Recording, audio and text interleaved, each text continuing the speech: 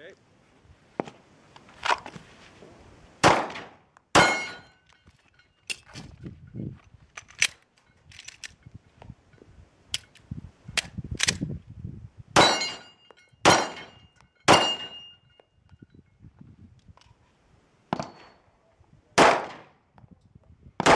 Dr. Headshots doing some accuracy testing with the Smith and Wesson M&P Viking Tactics model. We're shooting at about 10 yards, maybe 12 yards, 115 grain federal full metal jacket ammo.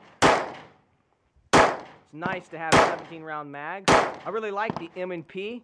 It's a really quality pistol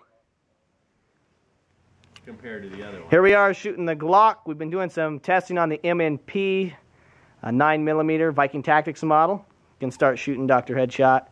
Shooting again at about, yeah, there you go with the Glock.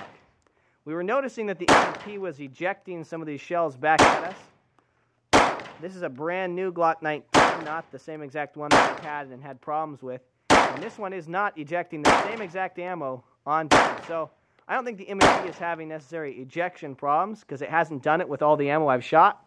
But yeah, particularly with this lighter ammo, the M&P is having ejection problems and my Glock 19 is not. That might be important to some people. Enjoying both the M&P and the Glock 19. Enjoying some continued shooting on the Smith and Wesson M&P. This is the Viking Tactics model. This is range report 2 on this quality pistol. Enjoying shooting it. We're also testing the 511 thumb drive holster that's produced by VTAC. Really like this holster. Has good retention and you're able to stay away from using your index finger, avoiding possible accidental discharges as you reholster the firearm or holster it, accidentally slipping your finger into there. So enjoying the 511 thumb drive holster that was actually field tested by Viking Tactics, who collaborated with Smith and Wesson to create this model. You can see Viking Tactics there. The only real difference is that the gun is completely tan, the slide is tan, and you have these unique sights that have this trinium insert there and in the front and have this fiber optic above the trinium. I do like the sights in theory. When you shoot the gun, it can be a little bit confusing. It makes kind of a confusing sight picture there. The blade is a little bit higher. This notch is a little bit deeper to allow you to access both the night sights and the fiber optic sights. I like the sights, but they are a little more complicated and it's taking us some time to get used to it. This is a full-sized pistol, chambered in 9. Viking Tactics also and Smith & Wesson do produce a 40 version of this gun. We've been doing some shooting of some steel and some shooting of some paper today. This is the first time we've really spent extended time on paper with this pistol. Here's a group that I shot, TheGearTester, at 12 yards. Here's another group at 12 yards. You can see here I'm having a hard time grouping my rounds consistently. Some flyers off here, again over here. This is a sabot from a shotgun slug. We're shooting a Benelli shotgun out here today. This is another group at about 10 yards, I believe, by me. Again, the sight picture maybe has something to do with that. I'm also not that great of a pistol shooter.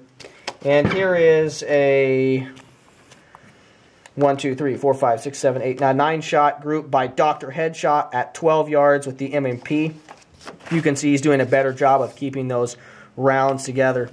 We're also shooting a Glock 19 out here today, and that Glock 19 is, at least today, seems a little more accurate than the M&P. We are noticing we're shooting this Federal. I've had problems with another Glock 19 with ejection problems, getting hit constantly with all kinds of ammunition, particularly this Federal. However, the M&P has done really well until recently, and now it's having some problems.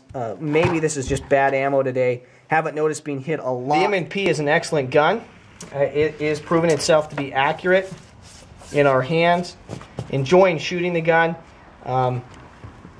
There have been some people that have complained, whether that's on forums or online, that I've seen people complaining about the gun slide wearing really easily in and out of holsters, and suddenly the finish is wearing off the gun. That's not true.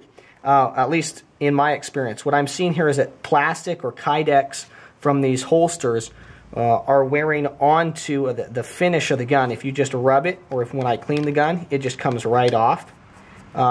There might be one negative feature is that this gun is going to show more dirt and grime because the slide is light. When you have a darker slide such as this, safety check it, this Glock right here, you don't see all that powder residue and maybe some residue from holsters and things as you put the gun in and out.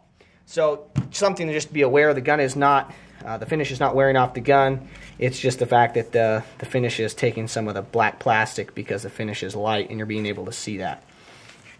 Other than that, I really like the M&P. Enjoying shooting it. Range Report 3 is coming up along with a tabletop review. Thank you so much for your views and your subscriptions. This is the Gear Tester signing off.